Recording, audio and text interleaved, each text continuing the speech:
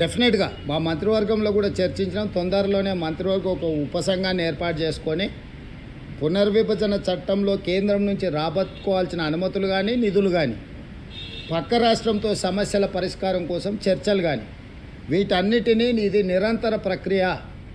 మా ప్రభుత్వానికి ఎలాంటి భేషజాలు లేవు. నాడు జగన్మోహన్ రెడ్డి గారు ముఖ్యమంత్రి ఉన్నప్పుడు ఆంధ్రప్రదేశ్ భవన్ సమస్యను పరిష్కరించుకున్న మేము వస్తానే. నేడు చంద్రబాబు నాయుడు గారు ఉన్న వారు పక్క రాష్ట్ర ముఖ్యమంత్రి, వీలైనంత మేరకు సానుకూలంగా ఉన్న సమస్యలు పరిష్కరించుకుంటాం. ఇంకేమైనా మిగిలితే appellate authority government of India, government of ఇండియాలో కూడా పరిష్కారం కాకపోతే కోర్టులు ఉండనే ఉన్నాయి.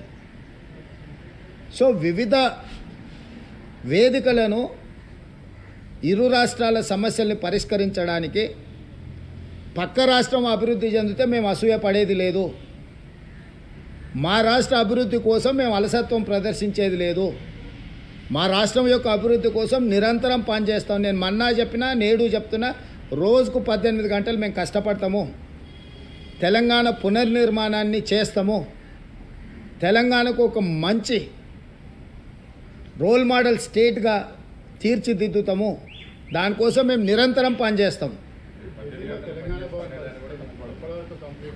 ఇంకా చేయాలి. ఇప్పుడైతే ప్రాపర్టీ ఆస్తి పాపకాలు జరిగిపోయినాయి.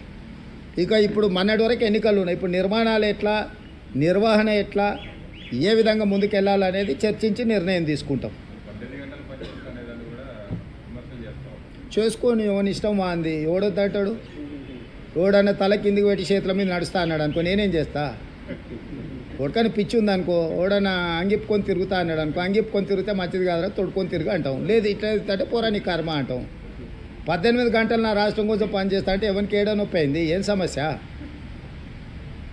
నాకు ఫామ్ హౌస్ లేవు, నాకు ఫామ్ హౌస్ ఉన్నా నాకు ఫామ్ హౌస్లో పండుకునే అలవాటు లేదు. కాబట్టి ప్రజలలో ఉంటా పనిచేస్తా అంటున్నా నేను. ఎవరికైనా ఏమన్నా నొప్పి అవుతుందా?